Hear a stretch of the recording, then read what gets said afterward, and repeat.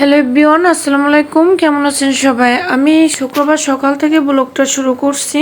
শুক্রবার সকালে এখানে আমি খিচুড়ি রান্না করে নিব, একটু সবজি দিয়ে একটু লেটকা খিচুড়ি রান্না করে নিব। এই খিচুড়িটা তো আমার বাসার বাবা ছেলে দুইজনে অনেক বেশি পছন্দ করে। এখানে আমি 4-5 রকমের সবজি নিয়েছি। সিম, আলু, মূলা নিয়েছিলাম, বেগুন ছিল। যাই হোক, আমার হাতের কাছে যে সবজিগুলো ছিল সেগুলো দিয়ে, মুগের ডাল, মসুরের ডাল দিয়ে আমি এখানে খিচুড়িটা বসিয়ে দেবো। আদা রসুন পেস্ট, লবণ, হলুদ, মরিচের গুঁড়া, ধনিয়া গুঁড়া দিয়েছিলাম একটু, আর সামান্য একটু পরিমাণ জিরা গুঁড়া দিয়েছিলাম। আর আমার তো খিচুড়ি একটা সিক্রেট আছে, সেটা বলা যাবে না, বাট আজকে খিচুড়িতে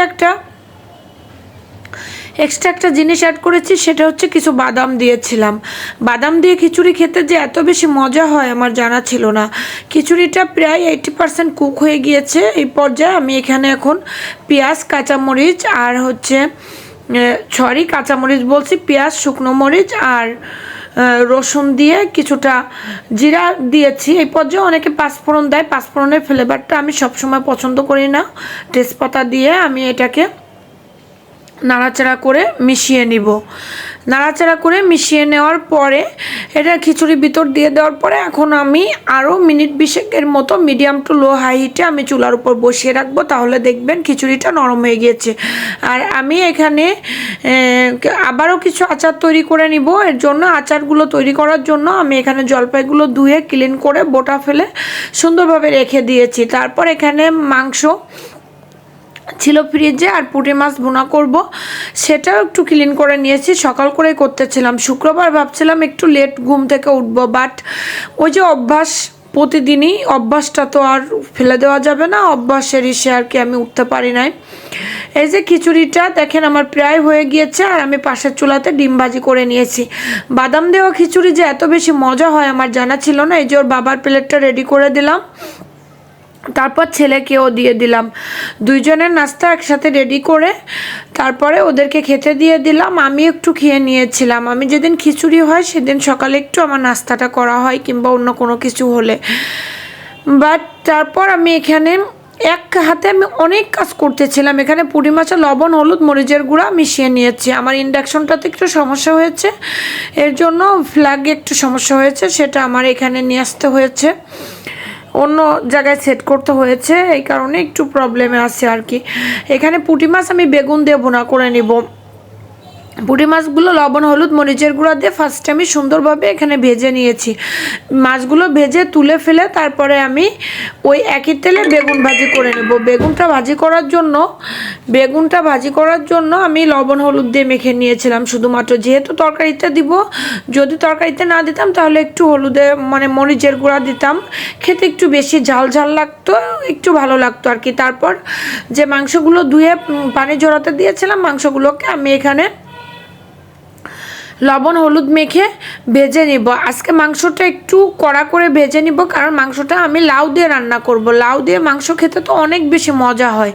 তারপর এখানে পেঁয়াজ দিয়েছি, কয়েকটা গোটা রসুন, এলাচ, দারচিনি, তেজপাতা, লং, সব কিছু গোটা মশলাগুলো দিয়ে দিয়েছি। আদা রসুন পেস্ট দিয়ে লবণ, হলুদ, মরিচের গুঁড়া আর দিয়েছিলাম ধনিয়া গুঁড়া দিয়েছিলাম। এই পর্যায়ে আমি এখানে জিরা গুঁড়া ইউজ করি নাই, কারণ জিরার পরিমাণটা একটু কম ছিল, তাই ভাবলাম যে গরম মশলার সঙ্গে একসঙ্গে ইউজ করব। আর যেহেতু লাউ দিয়ে রান্না করব, সেহেতু মশলার পরিমাণটা একটু কম হলে কোনো সমস্যা নেই। লাউগুলো একটু মোটা মোটা সাইজ করে কেটে নেবেন। সবসময় সবাইকে দেখে লাউ দিয়ে মাংস রান্না করতে, বাট আমি পেঁপে দিয়ে অনেক মাংস রান্না করে খেয়েছি। লাউ দিয়ে মুরগির মাংস কিংবা লাউ দিয়ে গরুর মাংস এটা আমার কখনো খাওয়া হয়নি, আমি ফার্স্ট টাইম ট্রাই করেছি, তবে অনেক মজা লেগেছিল আমার কাছে খেতে। এরপর আমি এখানে পুঁটি মাছ ভুনা করে নেব। এর জন্য পেঁয়াজ, কাঁচামরিচ, আদা রসুন পেস্ট, লবণ, হলুদ, মরিচের গুঁড়া, ধনিয়া গুঁড়া সব কিছু আমি এখানে দিয়ে সামান্য পরিমাণ পানি দিয়েছি। সামান্য পরিমাণ পানি দিয়ে আমি এই মশলাটা সুন্দরভাবে কষিয়ে নিব। মশলাটা সুন্দরভাবে আমি কষিয়ে নিব। কষিয়ে নেওয়ার জন্য তারপর আমি এখানে দেখেন মাংসের চুলাতে লাউটা কতটা সফট হয়ে গিয়েছে। আর আমি কিন্তু এখানে এই পর্যায়ে তেমন পানি ইউজ করি না, এই যে কষানোর সময় যে পানিটা দিয়েছিলাম সেই পানিটাই, এখান থেকে অনেকটা পানি বেরিয়ে এসেছে। আমি সামান্য একটু পরিমাণ পানি ইউজ করেছিলাম, যেহেতু লাউ একটু পানির তরকারি সেহেতু এটা থেকে পানি বেরিয়ে আসবে। আমি এভাবে মিডিয়াম টু লো হাইটে গ্যাসে ওটা বসিয়েছিলাম। আর পাশের চুলাতে পুঁটি মাছের জন্য আমি ঝোলের পানি দিয়ে দিলাম। এর ভিতরে কিছু বাজার আসলো বাসায়, বাজারগুলোর ক্লিপটা নিয়ে নিলাম। শুক্রবার ছিল যেহেতু একটু জিলাপি, নিমকি এগুলো তো আমাদের সাধারণত খাওয়া হয় না, কারণ শুক্রবার আমার বাবাইটা একটু লেট ঘুম থেকে ওঠে, তারপর যখন নামাজ পড়তে যায় তখন এগুলো শেষ হয়ে যায়, তাই এনেছিল আর কি। তারপর এই যে আমি মশলার ভিতরে পুঁটি মাছ দিয়ে দিলাম, বেগুন দিয়ে দিলাম, সব কিছু দিয়ে যখন প্রায় হয়ে আসছে তখন আমি এই পর্যায়ে এখানে একটু ধনিয়া গুঁড়া ইউজ করেছি, ধনে পাতা ইউজ করেছি। তারপর আমি নামিয়ে নিয়েছি। পুঁটি মাছটা খেতে অনেক মজা হয়েছিল। আমি সেদিন রাগ করে একজনের জন্য অনেক বেশি পরিমাণে ভাত রান্না করেছিলাম, সেই ভাতটা পরের দিন সকাল পর্যন্ত খেতে হয়েছে আমাকে। তারপর আমি মোচা কেটে নিচ্ছিলাম, আর 2টা মোচা ছিল বলছিলাম, সেই মোচা 2টার থেকে আমি কেটে নিয়েছিলাম। আর কিছু গরম মশলা গুঁড়া করে আমি মাংস তরকারিটা নামিয়ে নিয়েছি। দেখেন কালারটা দেখতে কত সুন্দর হয়েছে। নামানোর আগে কিছুটা ধনিয়া পাতা দিয়ে দিয়েছিলাম যাতে আরেকটু ভালো লাগে খেতে। এখানে আমি মোচা রান্না করে নিব। আর কিছু চিংড়ি ছিল, সেই চিংড়ি দিয়ে মোচার তরকারিটা আমি এখানে রান্না করে নিব। মোচার তরকারিটা রান্না করার জন্য পেঁয়াজ, কাঁচামরিচ দিয়েছিলাম, লবণ, হলুদ, মরিচের গুঁড়া আর একটুখানি ধনিয়া গুঁড়া দিয়েছিলাম। এটাকে তেলে সুন্দরভাবে ভাজি করে নিতে হবে। এই পর্যায়ে আমি দেখতেছিলাম যে আমার তেলের পরিমাণটা একটু কম হয়ে গিয়েছে, পরে আমি আরও একটু তেল এখানে অ্যাড করেছি। আজকে ভিডিওটা অনেক লং, আমার ভয়েস ওভার করতে খুব কষ্ট হতেছে।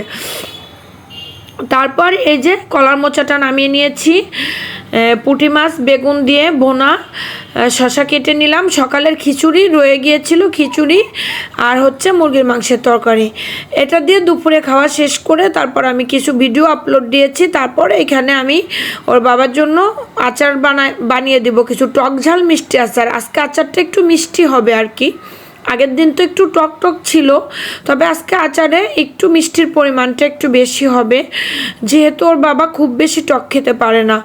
এখানে সরিষা বেটে নিয়েছি, আদা রসুন পেস্ট আর গোটা মশলাগুলো তো দেখেই নিলেন, আর আচারের রেসিপি তো আমার ভিডিওতে আছে। অনেকে মনে করে যে 30 সেকেন্ড, 20 সেকেন্ড, 10 সেকেন্ডের একটা ভিডিও আপলোড করতে কিংবা রেডি করতে কত কষ্ট হবে। এই আচারটা রেডি করতে আমার 4:30 থেকে রাত 7টা পর্যন্ত আমাকে পরিশ্রম দিতে হয়েছে। ছেলেকে পড়িয়েছি আর আচারটা রেডি করেছি। যেহেতু আমার ফ্ল্যাগটা নষ্ট হয়ে গিয়েছে, এর জন্য ইন্ডাকশনটা আমার ভিতরের রুমে নিয়ে আসতে হয়েছে, এর জন্য বেশি একটা সমস্যা হয় নাই। আর ওর বাবা তো ছিল, ওর বাবাকে মাঝে মাঝে বলছিলাম একটু চেক দিতে। যাই হোক, একটা মেয়ে মানুষই জানে যে তার কতটা ব্যস্ততার ভিতর দিয়ে তার সময়টা কাটাতে হয়। এটাই আর কি। দেখেন আচারে কত সুন্দর একটা কালার আসছে। আচারটা যখন একটু সেদ্ধ হয়ে যাবে তখন আমি আচারটাকে একটু ভেঙে ভেঙে দিব এই পর্যায়ে। তারপর আবার বাদাম ভাজি করে দিতে হবে ওর বাবাকে। এখানে লবণ আর হচ্ছে মরিচের গুঁড়া দিয়ে আমি বাদাম এনেছিল, বাদাম ভাজি করে নিয়ে যাবে। এর জন্য কিছু সরিষার তেল দিয়ে, ফরচুনের যে সরিষার তেলটা ওটা তো অনেক বেশি মজা হয় খেতে। এই তেলটা আমি সবসময় খুঁজি আর কি, আমি পাই না। যাই হোক, ওর বাবা এনেছিল, সেই তেল দিয়ে, ফরচুনের তেলটা দিয়ে আমি ওকে বাদামটা ভাজি করে দিলাম। আর আচারে সবসময় একটু ভিনেগার ইউজ করার চেষ্টা করবেন। আর এই যে লাস্টে আমি একটু পাঁচফোড়ন গুঁড়ো করে আমি আচারে দিয়ে দিয়েছি। ভিনেগার ইউজ করলে আচারটার উপরে যে সাদা মাশরুমের মতো পড়ে, ছত্রাক এসে যায় অনেক দিন ধরে, তাহলে আর এটা আসবে না। আর ভিনেগার ইউজ করা আচারে রোদ না দিলেও কোনো সমস্যা নাই, রোদ না দিয়েও আপনারা ওইভাবে রাখতে পারেন। তবে ফ্রিজে রাখলে আমি দেখছি আচারের টেস্ট চেঞ্জ হয়ে যায়, কারণ এর আগে যে আচার বানিয়েছিলাম, এই যে ওর বাবার জন্য একটা বক্সে রাখলাম আর ছেলের জন্য অল্প করে একটু রেখেছিলাম, আর এটা ছিল ওর বাবার রাতের খাবার। সে আচারটার টেস্টটা কমে গিয়েছিল, ওর বাবার জন্য রেখেছিলাম, গরম করতে গিয়ে একটু পুড়েও গিয়েছিল, তাই ওকে আমি বানিয়ে দিলাম। আল্লাহ হাফেজ, ভালো থাকবেন সবাই, সুস্থ থাকবেন। আমার